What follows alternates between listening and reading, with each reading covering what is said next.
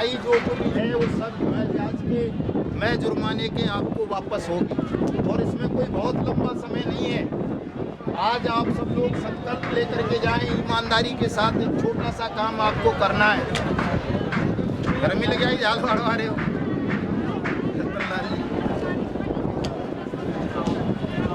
एक ईमानदारी से संकल्प ले लो साहब आप। मैं कोई निराला व्यक्ति नहीं हूँ, मुझे भी आप सब नहीं बनाया है भगवान, अवतार किसी नेता नहीं दूंगा नहीं। पीछे ले लो जी, पीछे हो जाना। तो जब आप शक्ति से मैं बन गया हूँ तो आप अपनी शक्ति का अपने लिए इस्तेमाल करोगे तो आप भी स्वयं मदनलाल आजाद बन सकते हो। मदनलाल आजाद से भी ज़्यादा अपने निवेशकों से मुंह मत छुपाओ। कोई भी साथी निवेशकों के घर तक जाओ, उन्हें ये संदेश पहुंचाओ, 2 संदेश केवल कि बट्स एक्ट का नाम का एक कानून है, उस कानून में ये गारंटी दी गई है कि आपकी जमा राशि 2 से 3 गुना तक सरकार वापस करेगी जिला कलेक्टर के माध्यम से। चलो आवेदन करो कलेक्टर के। दूसरा, अगर 2023 में 31 दिसंबर 2023 से पहले आपका पैसा वापस ना मिले तो जो हमने सब जगह हम शपथ दिलवाते हैं कि हम ईश्वर को साक्षी मानकर कसम खाते हैं कि हम और हमारा परिवार भारतीय जनता पार्टी को या कांग्रेस को या बीजेपी को, वो क्या बोलते हैं, आम आदमी पार्टी को या कम्युनिस्ट पार्टी, जिसकी भी सरकार आपके राज्यों में हो, उसको वोट नहीं करेंगे। ये 2 बातें आपने केवल 2 संदेश पहुँचाने हैं साथ। ये 2 संदेश पहुंचाने का काम आप ईमानदारी से कर लोगे तो आप सबका भुगतान निश्चित रूप से वर्ष 2023 में ही हो जाएगा।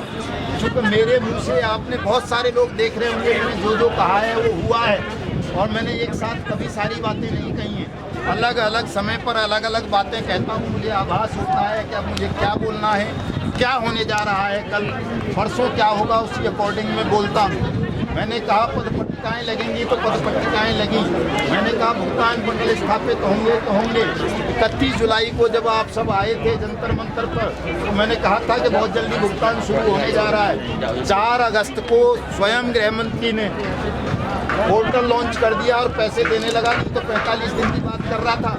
उसे लगा कि यार ये तो मामला खराब होता जा रहा है, इतने लोग कैसे जुड़ रहे हैं, तो उसको खौफ पैदा हुआ। अभी लखनऊ विधानसभा हमने 13 तारीख को घेरी, 13 सितंबर को शुक्रवार को वहाँ की सरकार ने नोटिफिकेशन जारी कर दिया। 26 को मैं पटना में था, बिहार की राजधानी में, बिहार सरकार ने नोटिफिकेशन जारी कर दिया आपके भुगतान का। मैं 22 को कर्नाटका था, बंगलोर में, कर्नाटका सरकार ने जारी कर दिया। मुंबई था, महाराष्ट्र सरकार ने जारी कर दिया। एक राजस्थान ऐसा प्रदेश अभी बचा है कि जहां मैं कई बार गया हूं, लेकिन राजस्थान का वो जादूगर मुख्यमंत्री अभी दबाव में नहीं आ रहा है, उसके जादू का काट अभी मेरे पास नहीं है। लेकिन मैं आपको भरोसा दिलाता हूं कि बहुत जल्दी मैं तमाम जादूगर और तमाम बाजीगरों की कलाकारी को समाप्त कर दूंगा और आपका भुगतान सुनिश्चित कराऊंगा।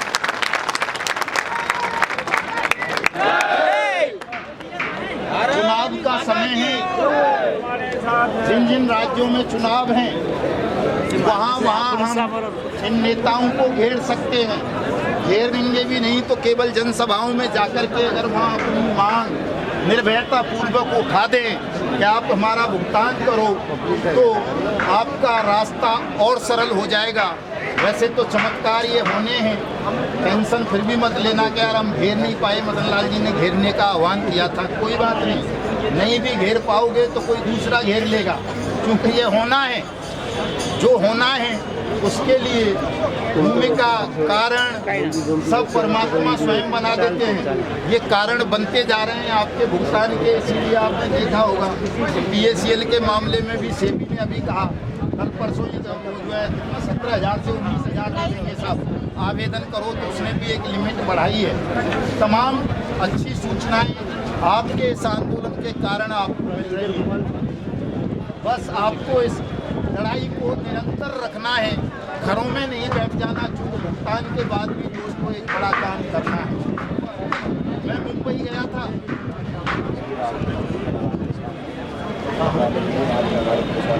बाहर की साइड से ठीक है सर, ठीक है और थोड़ा भुगतान और करवा दे जी, कहते प्रधानमंत्री से करते हैं।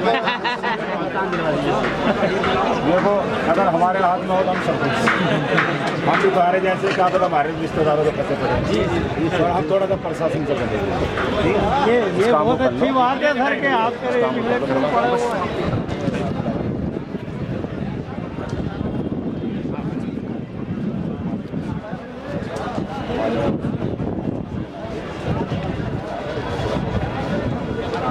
बोल दो अगर 2-4 आदमी मैं जा सकता हूँ ग्रुप में नहीं जाएंगे 50-60 आदमी 2-4 आदमी करा दो तो बोल दो इधर भी तो साथियों, कोई भी निराश नहीं होगा, तनाव नहीं लेगा अपने मन में। भुगतान आप सबका होना है, सुनिश्चित है 2023 में ही होना है। कैसे होगा ये मत पूछना, कई लोग पूछते रहे जिनको बताओ, कई पत्रकार भी तो मैं क्या बता दूं, मुझे खुद ही नहीं पता, लेकिन मुझे ये पता है होना है 2023 में। प्रधानमंत्री का मूड घूमेगा, उसे लग जाएगा कि यार 15 अगस्त 2024 में ये मुझे झंडा नहीं फहराने देंगे। आज तो मैं गलती से जो है फूल चढ़ाया आया हूँ गांधी जी पे, लेकिन अगली बार ही झंडा नहीं फहराने देंगे, वोट नहीं देंगे मुझे। प्रधानमंत्री का हृदय परिवर्तन होगा, आपका सबका भुगतान होगा। प्रधानमंत्री से भी मुझे कोई नफरत नहीं है, मैं तो कहता हूँ मेरी वजह से तो कोई आतंकवादी भी बन जाए तो मुझे नहीं पड़ता। मेरी लड़ाई आपके भुगतान की है, लेकिन दोस्तों इस भुगतान के बाद भी एक बहुत बड़ी लड़ाई है, और वो देश को, राष्ट्र को बचाने की लड़ाई है। हिंदुस्तान में ठगी कदम कदम पर है। मैं पिछले दिनों मुंबई गया, हवाई जहाज से गया, मुंबई वाले साथियों ने टिकट बना के भेजा, तो साहब हवाई जहाज से आ जाओ, मैं मना कर रहा था मैं नहीं आ पाऊँगा।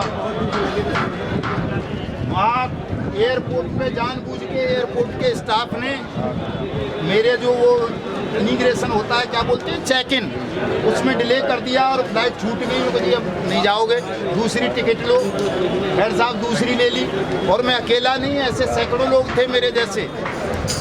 टिकट दी सुबह की, वहाँ रुकने ना दें, जाके अपने होटल में ठहरो कहीं। होटल वालों से भी कमीशन होता है तय एयरपोर्ट के स्टाफ का। 10,000 रुपये खर्च हो गए साहब। भाइयों ने, महाराष्ट्र वालों ने शायद 2-3 हज़ार रुपये जो दिए थे टिकट के अलावा, वो भी खर्च हो गए, और कैश नहीं जेब में। बड़ी विकट स्थिति हो गई। मैं कहा यार मदन लाल ऐसा क्यों हो गया तेरे साथ, तो सत्याग्रही है।